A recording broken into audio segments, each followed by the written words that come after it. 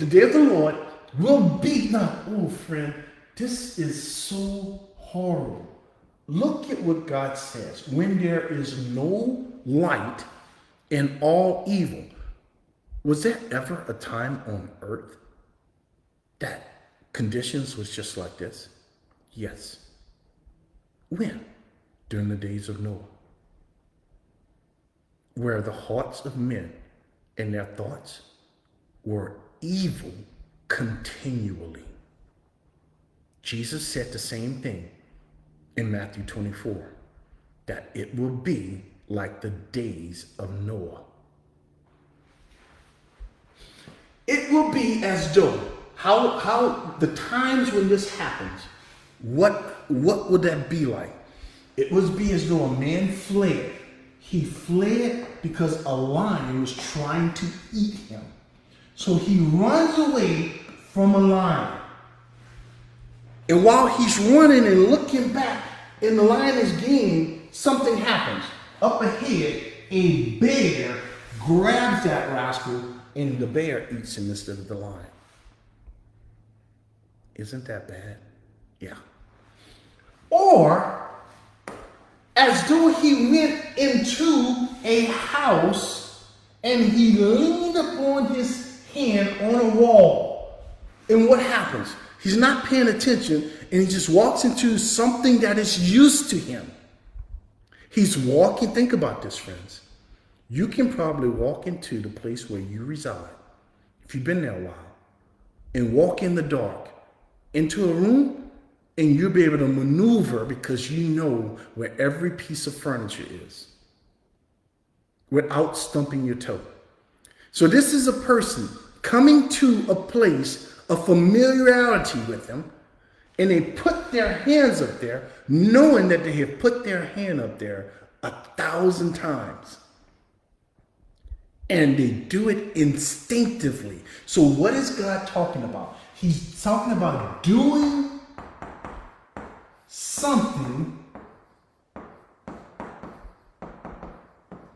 instinctively. Right?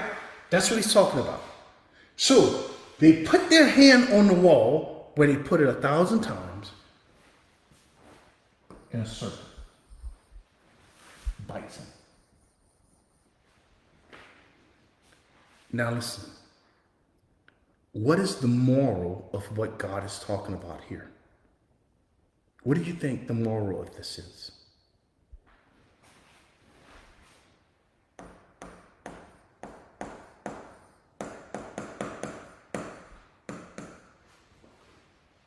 Deception.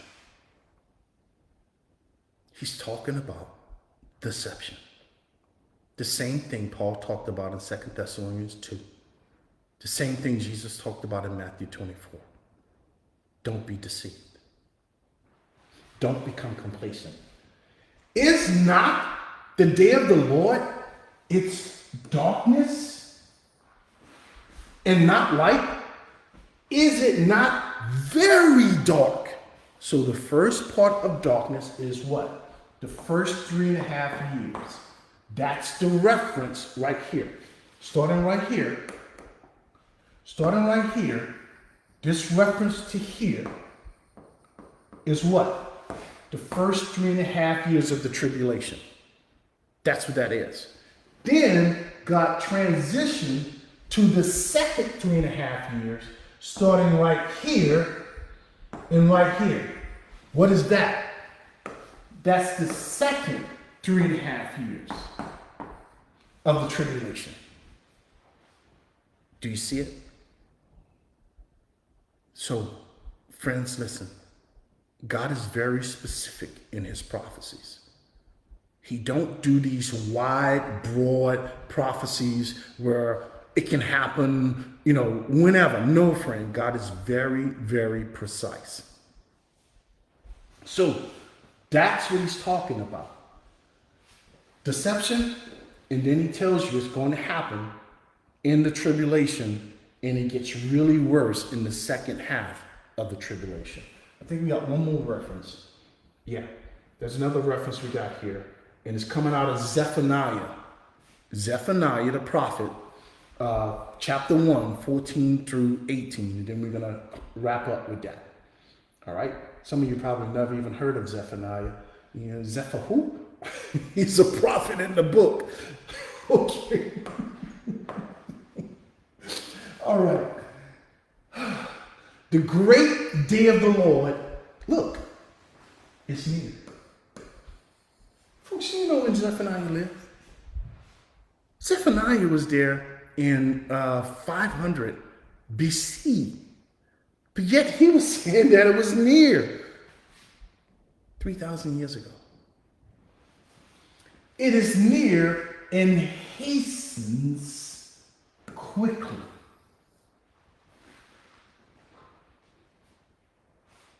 Does that mean it's happening now? No. That kind of term is used all over the place in the book. To God, it is. To God. The noise of the day of the Lord is what? It's bitter. Why? Because of all the carnage that's going to happen from the 7 seals, from the 7 trumpets, and the 7 bowls. None of it is good. It's all bitter. It's all what? Wrath and judgment.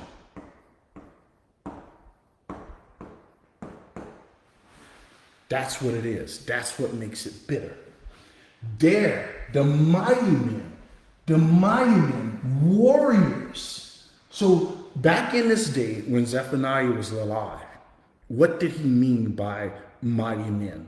You and I would call them in America the Green Beret, the Navy SEALs, the Army Rangers. Around the world, they would call them the Special Forces. So that's what he's talking about right here. The mighty men, listen, even those people whose whole lives have been trained for situations like this, the carnage is going to be so bad that even the most bravest warriors are going to be crying out. That day, what day? The day of the Lord. What is it? According to God, it's a day of his wrath. God gives 3 distinct things, or is it 1, 2, 3? Yeah, 3 distinct things during this time that he's pouring out his wrath upon. Do you know what those 3 things are? It's written in the book, so you don't have to guess. I'm just going to name them here, and I'll come back and give you references to them. But if you read the book, you're going to know what I'm talking about. The first one, God says, I'm going to punish the world for its evil. What's the world? Don't you dare tell me it's the earth. If you've been reading, you've been with us, me, treasuring every verse, for any length of time, you know that the world is not the earth. The reference to the world is both in the spirit realm and the physical realm. The physical realm, all of it is the earth. But that's not what God said. God says, I'm going to punish the world, which includes the angels. For what? It's evil. So he's including Satan and the demons. And what do we see in Revelation? God finally kicks them out of heaven, constrains them to the physical realm on earth, and he punished them through judgment. Second, God says, I'm going to punish not only the world, but I'm going to punish Israel for her rebellion and rejection of my son. I'm going to do that. Now, the world, in that he kicks the angels, the demons, out of heaven. And he brings about his wrath upon the earth with all the plagues that happen in the seals, all the plagues that happens in the trumpets and all the plagues that happens in the bowls. Now, what's the final thing that he judges? He judges religion.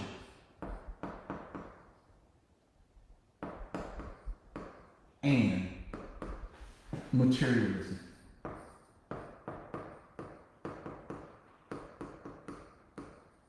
So what in the world is that? That's the woman that rides the beast. The false religious system that's going to arise from what you see today. All of them are all the false religions going to come, all false Christianity. Then you have the false religion of Muslims, Hindus, Buddhists, Christian Science, the Mormons, Seventh-day Adventist. You have all this false, everything that's not of God. All of it's going to come together under one umbrella, led by the false prophet, right? That's the false religion. And materialism. So where do I find this? This false religion come out of Revelation 17. This materialism is coming out of Revelation 18, where God destroyed them both. So he dedicated an entire chapter to the destruction of false religion. All the idols and everything. God says, I'm going to get rid of it all. Then he dedicated to materialism. So anything and everything that people are putting their trust in, any and everything that they're trying to gather, God said, I'm going to destroy it all. So those are the three things that God's pouring out his wrath upon. According to the book. A day of trouble and distress. Wrath, trouble, and distress. A day of devastation and desolation. What does that look like? Go read the seven seals, the seven trumpets, and the seven bowls. A day of darkness. So let's look at it. So you have one, and you have two. You have three. You have four. You have five. You have six. You have seven. You have eight. 8 things God says. Devastation and desolation. It recreates darkness and gloominess. That creates clouds and thick darkness. And that brings about the trumpets and the alarm. You say trumpets and alarm? Yes. Again, you have to put yourself back in their times. What did they use trumpets for back in that day? To warn against an invading army. What's the invading army? The invading army is devastation and desolation, darkness, gloominess, clouds, and darkness. That's the invading army. What is that? That's the wrath of God, man. So who's sounding the trumpet? The Antichrist. Is it Antichrist? Yes. God gives him a mouth to speak pompous words against the Most High and against his children. So how do he sound the trumpet? He sounds the trumpet and he blames God. How do I know that he's successful in blaming God and he deceives the people to turn around and blame God too? How do I know that? Because it's written in the book for us. Watch. Ooh, this is why I love this book, friends. It explains all this stuff so well. It is amazing. I think it's here. It's either there or in the other one. Okay, right here. So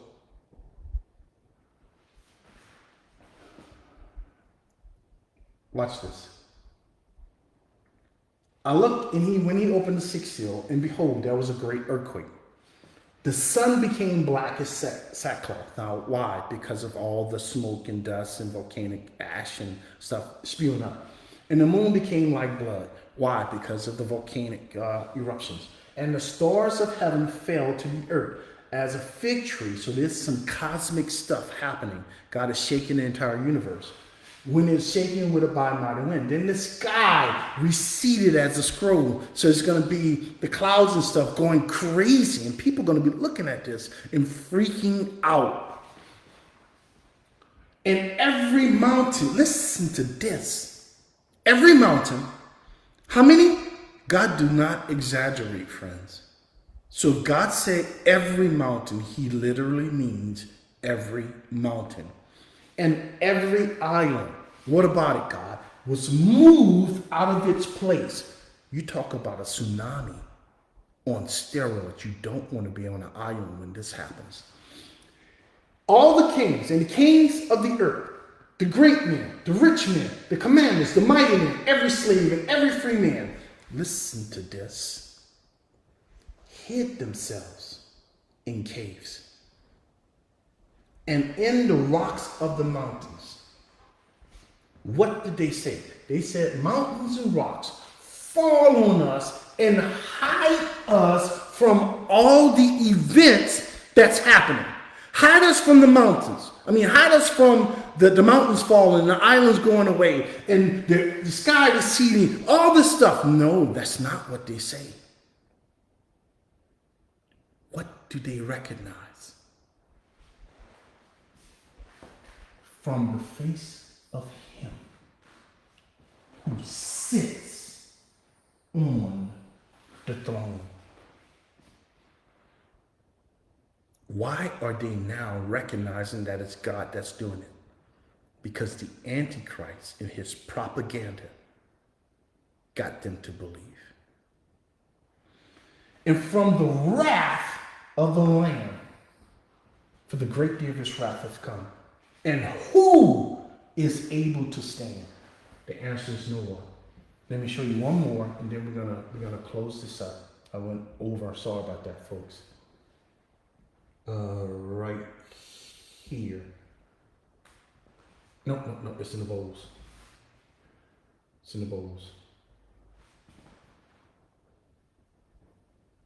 Right here. Okay, look at this. Do they recognize what happened? Yes. So God calls some things, this is the final 7 plagues, to happen to these people. So they got swords, and the sea turned to blood, and the waters of poison, and all that stuff, right?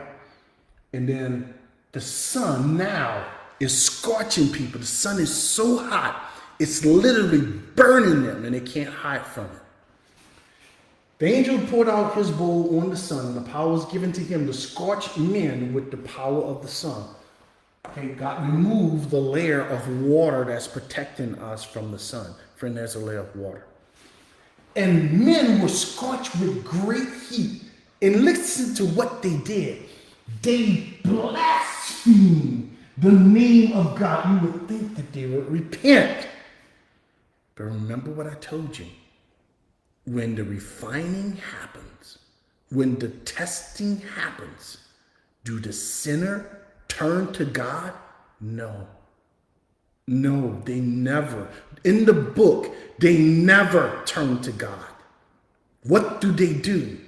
They blaspheme the name of God who has the power over these plagues. And according to the scriptures, those who do that, they never, ever repent. And they never, ever give God his rightful glory. That's the difference between a believer and a non-believer.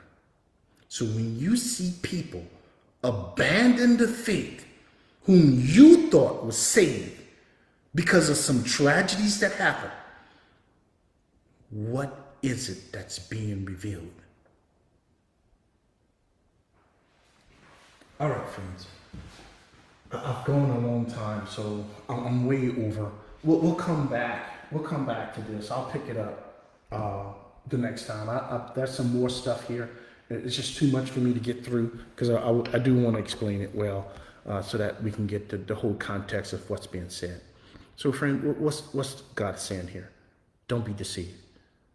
Don't be deceived. You must know the book for yourself. There's coming a time, friend, maybe in our lifetime, where we may not have access to the book. In that day, what are you going to think about? Can you recall the scriptures? You might need to. Will it happen now? I have no idea. But if it is, I'm prepared. Are you? You need to get this word in you. Not what I say, not what I teach. You need to get the scriptures in you. That means you need to study. Okay, friends, till next time. Take care.